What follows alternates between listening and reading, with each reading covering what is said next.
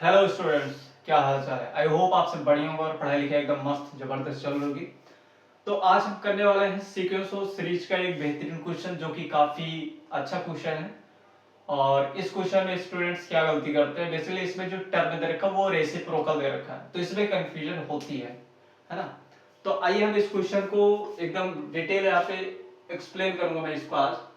तो हमारे पास ये क्वेश्चन रखा लेट 1/x1 1/x2 1/x3 और 1/xn रखा है। ये बेसिकली क्या दे रखा है ना, कुछ नंबर होगा, कुछ नंबर दे रखा होगा और ऑर्डर में दे रखा हो, तो बेसिकली एक सीक्वेंस है, ठीक है।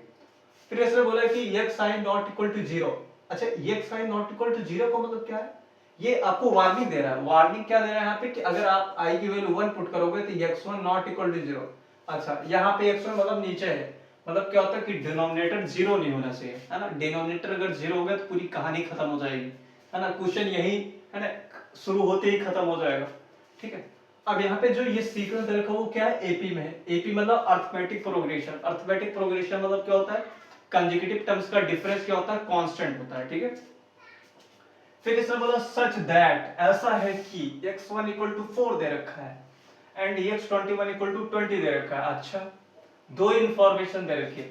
If n is the least positive integer, मतलब n जो है वो सबसे छोटा, और कैसा होना चाहिए, सबसे छोटा भी होना चाहिए, पॉजिटिव भी होना चाहिए और इंटीजर भी होना चाहिए, ठीक है।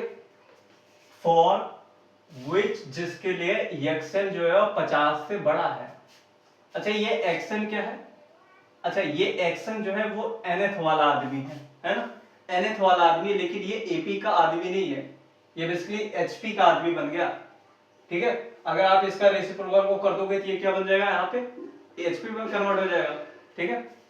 और आपको पता होगा कोई भी चीज hp में दे रखी हो तो उसको हम ap में कन्वर्ट करके सॉल्व करते हैं, ठीक है। तो इसको फिर, है ना, ये जो 1/x1 दे रखा है तो x1 x2 x3 ये hp में होंगे, है ना। इसको फिर सॉल्व करना थोड़ा इजी नहीं होगा, ठीक है, थोड़ा टफ होगा, तो हम इसी में सॉल्व करते हैं इसको। अच्छा, यहाँ पे दे रखा समीशन दे रखा है ना, i की वैल्यू 1 से लेके n तक जा रही है और 1/xi is equal to this and this this this. चार ऑप्शन दे रखे हैं और इसकी जो वैल्यू है इसी चार ऑप्शन में से कुछ होगी। तो आपको आइडिया नहीं लगता क्या कि यहाँ पे जो वैल्यू है कुछ ना कुछ फ्रैक्शन मारी है, इंटीजर मारी है, एक न्यूमेरिकल वैल्यू आ रही है, ठीक है। तो न्यूमेरिकल वैल्यू तभी आएगी जब आपको यहाँ पे n की वैल्यू कुछ ना कुछ होगी, क्योंकि अगर यहाँ पे n की वैल्यू आप नहीं फाइंड करोगे तो जो भी सम आएगा वो n के टर्म में आएगा। और यहाँ पे हमें न्यूमेरिकल वैल्यू दे रखी है, इसका मतलब यहाँ पे n भी क्या है, अननोन है, ठीक है। तो चलो सॉल्व करते हैं इस क्वेश्चन को। हमारे पास ये जो दे रखा सीक्वेंस यहाँ पे 1/x1 और 1/x2 1/x3, ऐसा चलते चलते कहां तक 1/xn, ये बेसिकली किस में दे रखा है, एपी में दे रखा है, ठीक है। और फिर उसने बोला है कि x1 कितना दे रखा है, यहाँ पे x1 दे रखा हमारे पास 4 दे रखा है और x21 कितना दे रखा है, 20 दे रखा है, बिल्कुल दे रखा है यहाँ पे।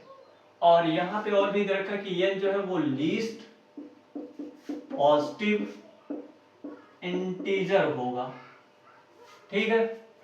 फॉर xn क्या होना चाहिए, जिसके लिए xn मतलब nth टर्म, nth आदमी सीक्वेंस का, है ना। ये nth आदमी जो है सीक्वेंस का नहीं है, बेसिकली ये nth आदमी दे रखा, अब ये नहीं पता है कि क्या दे रखा, ठीक है।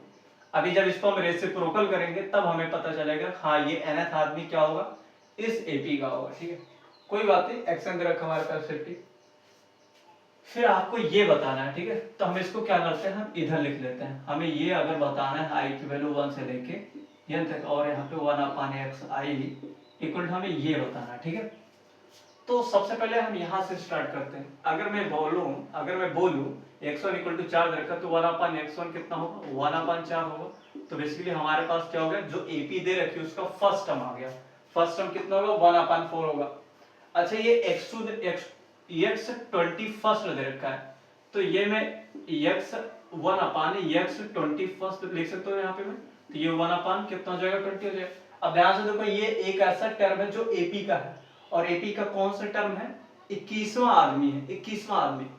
तो 21वां आदमी कैसे निकालते हैं, अगर मैं बोलूं कि हमारे पास ये A21 बेसिकली क्या है, ये एपी का क्या है, 21वां आदमी है, 21वां टर्म है, तो मैं क्या लिखता हूँ, first term plus n-1 into D, n 21 रखा तो 20 इंटू डी, इस तरह से कुछ लिखते हो। तो ये बेसिकली क्या है, ये कौन सा आदमी है, ये 21 आदमी है ना, 21 आदमी नहीं 21वां आदमी है। तो मैं इसको कैसे लिखूंगा, फर्स्ट टर्म हमारे पास क्या आएगा 1/x1 आएगा प्लस यार -1 इंटू डी लिखते हैं, तो 21 -1 कितना हो जाएगा 20 हो जाएगा, और हमारे पास d इक्वल टू 1/20 आ गया। ठीक है, अब यहाँ पे x1 की वैल्यू कितनी दे रखी, 4 दे रखी, तो हमारे पास 4 आ गया प्लस यहाँ पे 20d इक्वल टू 1/20 आ गया। ठीक है, इतना आप लोग समझ गए।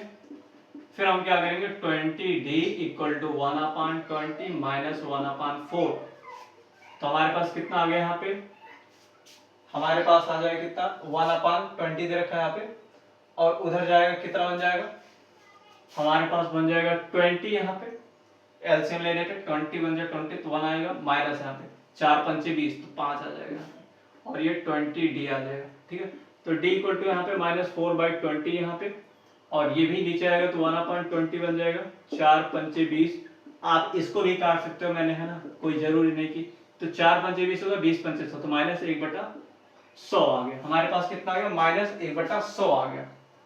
तो d की वैल्यू कितनी आ गई, d की वैल्यू आ गया -1/100 आ गई।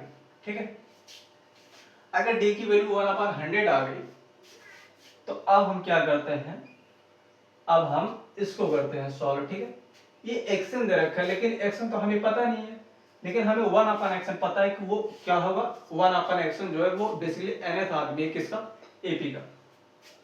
तो मैं इसको 1/एक्शन बनाऊंगा, जैसे ही साइन ऑफ इनइक्वालिटी चेंज, और ये भी है ना उलट जाएगा।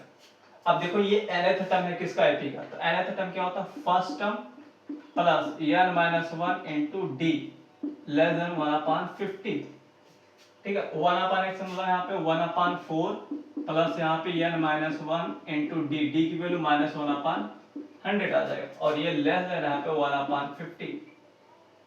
अब ध्यान से देखना, ये 1/4 क्या है, उधर जाएगा, तो मैं इसको मिटा के लिख देता हूँ। ठीक है, तो -1/4 आ जाएगा, तो हमारे पास क्या आएगा माइनस यहाँ पे n-1 डिवाइड में यहाँ पे 100, ये माइनस थोड़ा टेढ़ा हो गया था, मैं इसको सीधा कर लेता हूँ।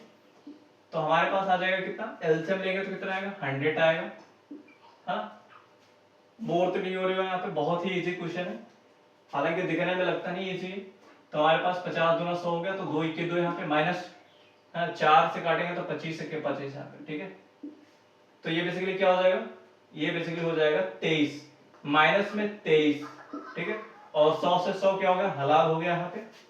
फिर क्या होता है, फिर हम इसको थोड़ा सा अच्छे से सॉल्व करते हैं। यहाँ पे अच्छे से मतलब क्या है कि माइनस माइनस को हटाते हैं, तो माइनस हटाने के लिए -1 से मल्टीप्लाई करो, तो n-1 साइन ऑफ इनइक्वालिटी उड़ जाएगी, तो यहाँ पे 23 बचेगा, तो यहाँ पे n कितना आ गया 24 आ गया। अच्छा 24 आ गया। ठीक है, अगर n 24 आ गया है, लेकिन इससे बोला कि n जो है वो लीस्ट पॉजिटिव इंटीजर है। अगर मैं बात करूं नंबर लाइन पे, तो ये हमारे पास क्या 24 है, और n जो है वो 24 से क्या होना चाहिए, है ना बड़ा होना चाहिए। तो n जो है वो 24 से बड़ा होना चाहिए, मतलब n की वैल्यू क्या क्या हो सकती है, अगर n इंटीजर होगा तो क्या क्या हो सकता है, 25 हो सकता है, 26 हो सकता है, 27 हो सकता है। लेकिन इसमें पूछा कि सबसे छोटा वैल्यू क्या होना चाहिए, सबसे छोटा इंटीजर, तो लीस्ट इंटीजर तो यही बनेगा 25। तो n की वैल्यू कितने आ गई, n की वैल्यू आ गई 25। अब यहाँ पे n की वैल्यू कितनी आ गई 25। अब यहाँ पे एक्सपेंड करोगे तो हमारे पास कितना आएगा 1/x1 प्लस 1/x2, ऐसे चलते चलते 1/x25 आ जाएगा।